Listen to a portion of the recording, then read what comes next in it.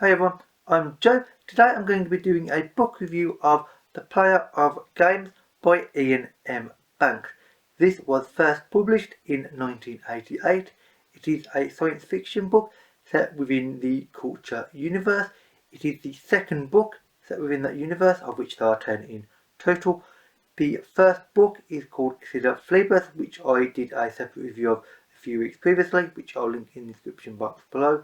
And this is set just over 700 years after the events of that book. It has quite a different feel to it than FinalBlowJoe, as the universe in general has sort of quietened down and got more calmer due to various external stimuli. But it's still the Culture universe that Banks has lovingly created. It is intricate and complex, and it is frankly amazing, of which I will describe about momentarily. First of all though, what is the Culture? It is essentially humanity that has become a space-faring civilization. We now have travelled to multiple planets and are now inhabiting them. We are technologically very, very advanced indeed. There are very few people that we've met that can really rival us at this point. But we're not a warlike civilization overly much, although we do like to meddle and interfere in other people's problems as and when we get the opportunity, which, considering how far our range of abilities are, that's quite often actually. And also our culture and itself, not the culture, but its culture, is also quite advanced, apparently. But of course, that is always a matter of opinion, because some people might think it's advanced, some people might think it's barbaric and basic. It depends on your point of view. However, the culture is a civilization that has near enough limitless resources due to obviously being the technology levels, so we can get resources from other planets and meteors and such, so it really is near enough completely limitless. As a result, this has led to the culture being developed and evolving in a very strange manner, where the large amount of the general population do not have to do anything for what they get on a daily basis. They don't really have to work too much for what they have. They can live a life of leisure and their own pursuits, of which most people do, and this leads to a very strange mix, because there are some people that blatantly do have jobs as we see them, and they do enjoy what they do within the culture, normally positions of power and control and influence. Of course, that will always exist. And there are some people that just happily live almost unrelated to the culture. They won't really talk to the culture too much, and they'll just be on their own world, enjoying themselves, which again is perfectly acceptable, but it creates an interesting conflict and contrast overall. Now, as I said, this has led to the culture getting some very grand and grandiose ideas. They like to interfere in other civilizations when they can, and one of the civilizations, other civilizations other than the culture that is out there, is called the Azad Empire. The Azad Empire is not technologically as advanced as the culture. The civilization is actually unusual because it is focused around a particular game called, unsurprisingly, Azad. They've actually called their entire empire after their main game. That's how important it is to them. It is this massive, grand strategy game played on these giant boards. You're not told exactly how it's played, but it's really complex and intricate. And every 6 years, there is a grand Azad tournament, and the grand winner of this tournament becomes the emperor of the Azad Empire. It is that important that you will literally win the ability to control the entire empire just by playing a game. What do you think? Seems trivial. It's actually not, because this game, and the idea is it's so complex and so advanced that if you can win against so many opponents and beat everybody else, then that must mean that you're fit to rule, which does make a certain sense, because the game requires extreme long-term planning. You have to deal with other people, you have to make alliances, you have to break alliances, you have to fight other people, you have to make resource management decisions. Basically everything you have to do in running a large empire of this scale is involved in the game. That's why the winner becomes the emperor. And this is where the main character comes into play. His name is Journal Gurgel, called Gurgel for the majority of the book by his surname, and he is the title character, the player of games. He is considered the best overall games player in the entire culture civilization, which is quite an achievement considering the culture is focused on personal liberties and personal leisure time, of course.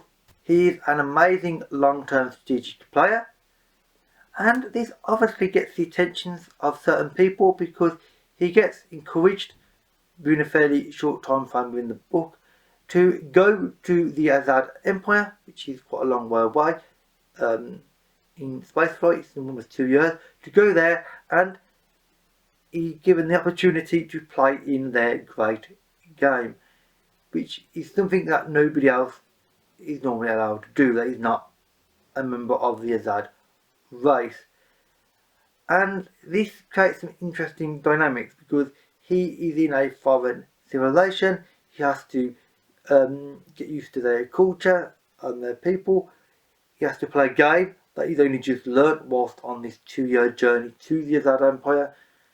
And of course, he's got to be very careful with what he does in this Azad Empire, because there are some people that don't mind him being a cat at the game, but they don't want a foreigner coming into their civilization and doing too well at their national pastime. It looks bad on them, a matter of pride. And this creates some interesting problems and dynamics overall. And I don't want to say too much more about the plot, but let's just say that is the first little bit of the book, and then a large part of the book is set within the Azad Empire and Gurgel playing the game. And it's an interesting world that you get to explore and some interesting dynamics overall. As far as Gurgel is concerned, he's an interesting main character as he's very apathic. He doesn't really care about the fact that he's going into this other civilization and playing their national game and might be really good at it compared to them, which obviously will upset certain people, of course, as you would expect. He's not bothered by that particularly. He's aware of it, but he's not bothered.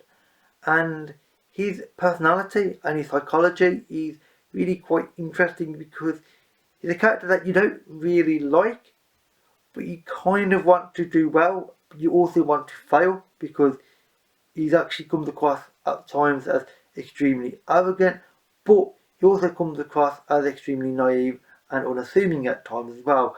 And that strange contrast between extreme arrogance and extreme naivety is one that I thought was really, really fascinating and really interesting to explore. And indeed, Banks does a good job of sort of mixing up Journal and his sort of role in the Azad Empire. His interactions with characters and the game itself is really fascinating because even the game, it's described in such a way and Gurgel plays in such a way that you learn things just from that alone, which is really interesting because you're never told exactly how the game plays. It's like some sort of grand strategy game that you'd find on a computer game, but not exactly. So it's always a bit unknown, but you're also told quite a bit. It's a strange little situation, but one that was really interesting to explore. As far as the world goes that Gurgel inhabits, it is actually described more lightly than you might otherwise expect from this type of book, in terms of its appearance anyway, because the book is only lightly described in terms of the cities and then the actual geography of the locations that Gurgel is in. However, the substance of what Banks creates is all consuming. Banks creates a world that is detailed and complex with multiple intricate systems. Some of them you are told about, some of them is left completely to your imagination to figure out how they might work, and indeed I assume they will be in future books, of course. And this complex system is what makes the culture so special and has special place in people's hearts for it, because it's a complex system. You're never entirely sure of all the systems, but you know they are complex ones and they're intricate, and you want to know more all the time, and you never can quite get it. You're always yearning for something more from the book, and the book gives you a little glimpse of that, holds it just out of reach, which I loved. And it's what Banks does extremely well with this novel and, what I can tell, the culture novels in general. Going back to Go and his interactions with the Azad Empire and such that I previously mentioned, this creates some interesting dynamics, and it creates an interesting exploration of some of the more basic elements of humanity, our drive and ambitions. What does humanity want and what can it need when we have unlimited resources? Because resource management and resource acquisition is what humanity as we are now is all consumed with. It's where we can get hold of the basic materials to build everything that we have around us.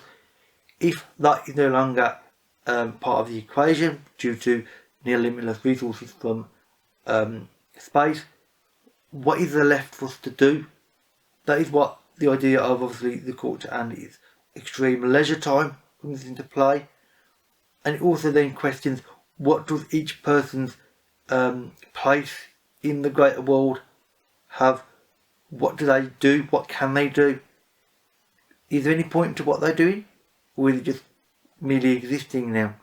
It's an interesting question that's asked in a non-straightforward manner, as is often the case with Banks, because he never asks a straightforward question. It's always hints at the question on multiple levels, and you have this general idea that that might be what he's pointing at. I could be mistaken about this myself.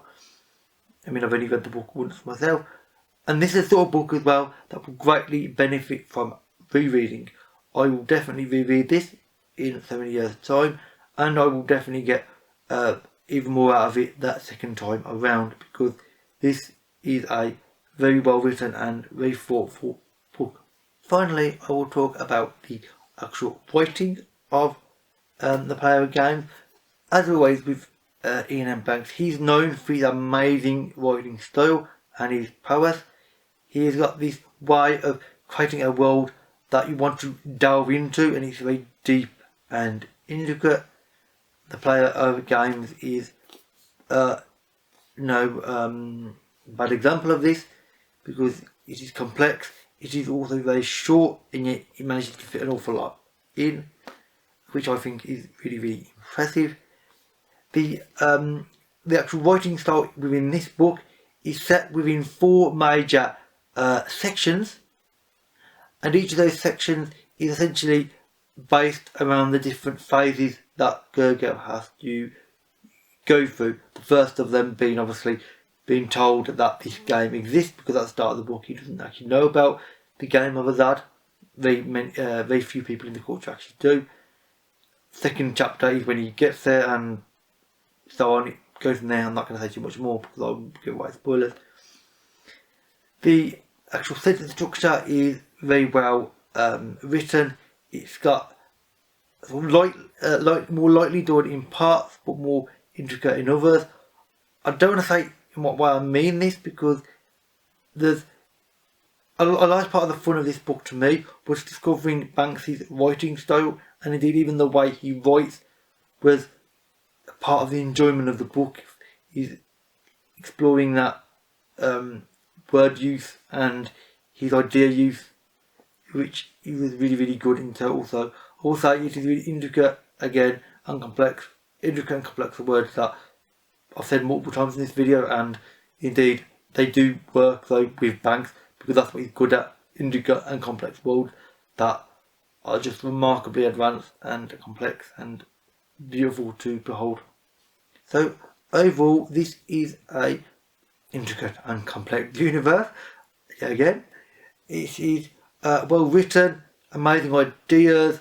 The main character Gergo is unusual in being both likeable and hateable, although that's not actually a word. And overall, I would greatly recommend this book to people who like science fiction, and to a lot of other people as well, because the writing and the ideas are fantastic, and Banks' writing is extremely good and is well known for it. I mean, Iain Banks is a very well known and popular author who sadly died some years ago now, for a good reason, because the man could write extremely well.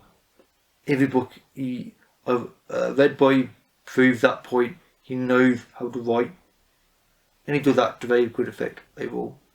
Anyway, with that said, that is it for my review of The Player Games by Iain M. Banks.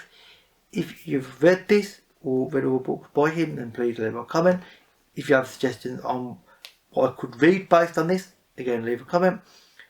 All my social media links, as well as a link to my review of Xilla Philippus, can be found in the description box below. With that said, that is it for this video, so thanks for watching, and I'll see you in another video. Bye for now.